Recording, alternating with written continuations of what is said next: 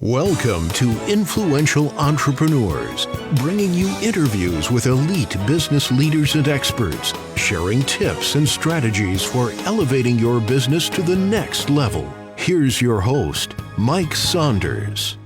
Hello and welcome to this episode of Influential Entrepreneurs. This is Mike Saunders, the Authority Positioning Coach.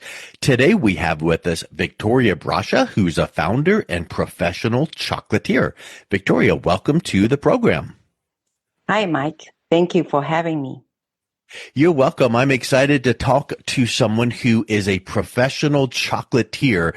I know that sounds very exciting, and I know that so many people just love chocolate. So I want to hear all about your journey and what it took to become a professional chocolatier. So get us started and take us back in the beginning of your journey. Where did it all begin? It all began actually way back in the early 80s when I was in Shanghai, China. By then, at that time, I was a young woman with a big dream to come to the United States to study. But I had no connection, financial support, or really nothing, and didn't know anybody. But I had a belief that education, hard work could change my life. You know, you must have had a big belief and a step of faith there, because if you had no financial support and no safety net, and coming to a new country, really probably had some language barriers as well, that took a lot of faith. During that time, what were some of those major obstacles that you faced? It actually took me several years just to learn the English and prepare for the TOEFL so that I can get accepted. I chose University of Utah at that time because there's somebody was willing to sponsor me, somebody I actually did not know, since I didn't have any relative or friends in the United States at all. But finally, I was able to get accepted by University of Utah. But when I tried to apply for the visa, I got rejected with U.S. consulate. And that moment, it was devastating because I felt like everything I worked so hard has been taken away just in an instant. Yeah. Yeah, but yet you still had that belief, you still had that drive and that goal. What were some of the things that helped you turn that around? Actually, I should thank my mother because she basically quietly, I was like really depressed, right? I didn't know what to do because so many years I've been, kind of focused on coming to the United States. But she quietly stepped in and did something remarkable. So she took me to a long bus ride to Central Post Office because at that time, when you can only make international call with the Central Post Office, it's not like phone anywhere, right? Especially nothing like today, huh? We just pick up the phone and make a call. Yeah, nothing like that. And I made a 20 minutes international call to my sponsor in the US. And that 20 minutes cost nearly 2 months of our whole family, my mom and my dad's income. But that call really changed everything because, my sponsor got impressed, I guess, with English and what I was talking about and my dream, everything. And he and his family basically decided to make a second effort. He contacted the U.S. consulate, and I was granted a second interview. And that time I got approved. So you had the belief to come to the United States, you got rejected, you got some encouragement from your mother and then your sponsor, and you got that second interview and got approved. I would think that gave you a whole lot of confidence, and that's just really amazing in that story. What was it like coming to the United States with so little? Yes, I arrived in 1986, but only just with $60 in my pocket. As I mentioned before, I really didn't know anybody. So no family, friends support. And aside from working in the campus, I also have to work in a restaurant off the book. Really, I wasn't legally supposed to be employed Yep. outside of campus, but I need that kind of financial in order to continue with my study. I even took a 35% interest loan. And Wow. finally, I graduated with a bachelor degree. But throughout that journey, I never questioned it because I believe that effort, hard work, and education is my only way to success. These days, I think you would agree that there's so many people that are younger going through college, and boy, if they just get an extra homework assignment, they get all mad. Or if they have to take out a student loan, they get all mad. And here's you, persevering through learning English and working 2 jobs and a 35% interest rate loan. That is just a testament to your hard work. How did your career evolve after you graduated from college? Well, I took some financial related jobs, and then I decided it's about time I should, get married, raise a family. So I first focused on raising a family. Then I built a fashion business, and it's really from ground up because I Hmm. didn't have much of experience and no capital at all at that time. But I did that for 15 years, and I was able to build it into a multi-international company from design, manufacturing, wholesaling, and retail. That was a successful business. But that business experience also taught me that creativity, grunt, and hardworking really pays off. And later I transitioned to financial and business consulting work, working with professionals in finance, real estate, and coaching. Wow. That's quite vast with financial services and finance and real estate and all of that. And then obviously, that's very different than chocolate. So what led you to the idea for chocolates? Yeah, as I was working with the professionals in finance, real estate, and coaching, and some other field, right? Basically, based business. I see them all struggling with the same challenge. How do we stand out, build a trust in a crowded market?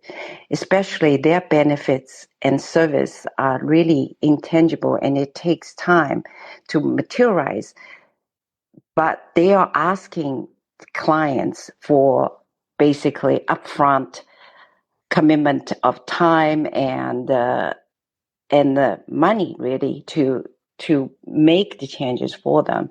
So that's a very much a challenge that all the service business professionals face. And Yeah, then I that would start that to would be true. yeah. Then I start to asking myself, how can we create a stronger and more immediate emotional connection? And that's where my idea of VB Fine Chocolates come in. Yeah, I think that they've often said that the way to a man's heart is through his stomach. Feed him some good food, and I would say that the way to anyone's heart is through chocolate. I mean, I don't know that anyone out there really does not like chocolate. So, what drew you to chocolate initially? Because you said that you asked yourself how to create a stronger emotional connection. You could have chosen any kind of food or drink, but you chose chocolate. What drew you to that?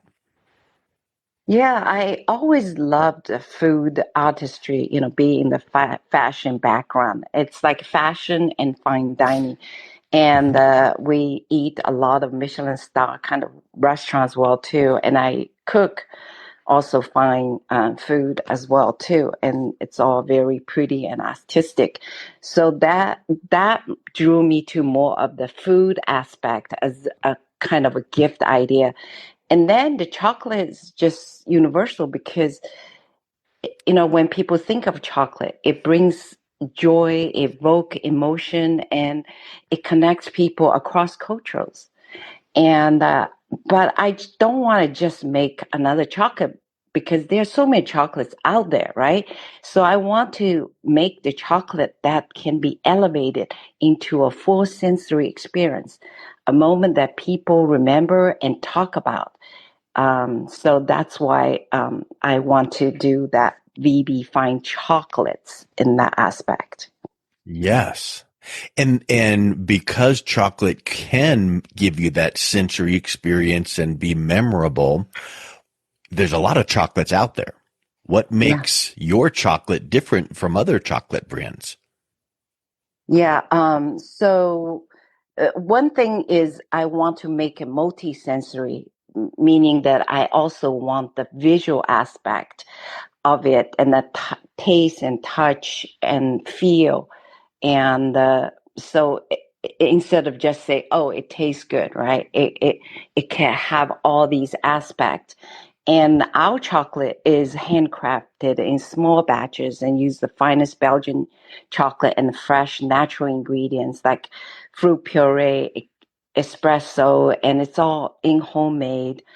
And each collection is designed around a specific flavor theme, create with bold color, silky texture, the artistic look that makes people remember.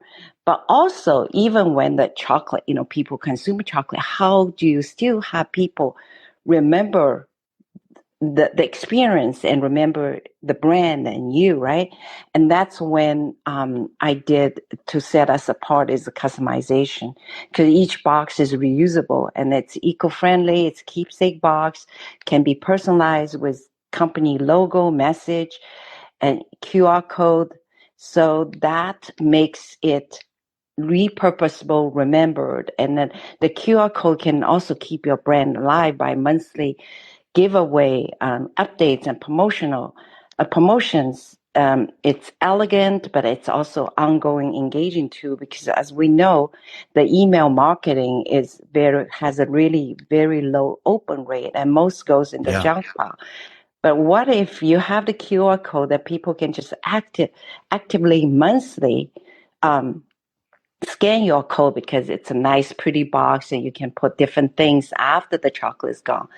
It's travel friendly, but the QR code can give the updates, promotion, and also people always like freeways. And if you have the monthly giveaway, it's a very big draw for people to want to keep the box around, thus remember you and your brand. That is really, really neat. I love that it's not just tasty chocolate. You're now getting into promotional and business giveaways. Mhm. Super innovative. Talk a little bit about how your clients are using the chocolate for business. So there are many ways they can use the chocolate for. One is to generate referrals, sending a beautiful box chocolate as a thank you gift. When people get a review, it shows the appreciation. Or, online reviews are really important, like a Google or Yelp. It can really boost your chance of getting the feedback and making people feel valued. And also when people look into a business, they usually, like I would usually go to Google and see if that's a business I want to use, because usually I want to like check around and get a few businesses, so that I can compare and finally decide which one. So having a great online reviews or getting the testimonies, that's very important to stand out. Also, as a welcome new client gift with personalized chocolate makes people feel special, and it's Mhm. powerful. That first impression that you can create. Um, Also celebrating milestones with monthly promotions. There are just so many ways that we can use the branded chocolate for. Yeah. And let's go a little bit deeper on the branded chocolate. What are some of the ways that you're able to provide branding for that business owner? So with the branding, there first of all, it's that box. You can brand the box Okay. top and inside as well too. And also, I can create different colors, themes for the business, and also if they have certain flavor profile they like. For instance, there was uh, Milpitas city, they have an event and they want apricot flavors because used to be Upita City was apricot groves, so they want to have that as around the scene for their city celebration. So there are a lot of ways I can customize to make them unique and special and be memorable. I love it. That is awesome. So we've talked a lot about your steps to success. Mm-hmm. What does success mean to you now after you've come through all of these struggles? Yeah, for me, success is not just about sales. It's about connection, impact. You see, it's seeing a client growing their business because their gifts open doors to new referrals, to build trust, and to hear somebody say, they remember me because of your chocolate. That's all what make it all worthwhile. Mm, yes. And then let's wrap up with this thought. Thinking back to your journey and all of the struggles and ways that you had to persevere through. If you had to sum it all up, what would you say your journey has taught you? It taught me that, from a rejected visa to become a chocolatier and business owner, my story is more about uh, is about more than just overcoming the challenge. It's about turning obstacle into opportunities, creating something beautiful, meaningful, and memorable along the way. Because sometimes a piece of chocolate can say more than words ever could. That is so amazing. I just love your story, love what you've done. And if someone is interested in learning more about your chocolates and how they can use it in their business, what's the best way that they can reach out and connect with you, Victoria? So my website is vbfinechocolates.com and with email sales@vbfinechocolates.com. Very good. Well, thank you so much for coming on today. It's been a real pleasure talking with you. Thank you. You've been listening to Influential Entrepreneurs with Mike Saunders. To learn more about the resources mentioned on today's show or listen to past episodes, visit www.influentialentrepreneursradio.com.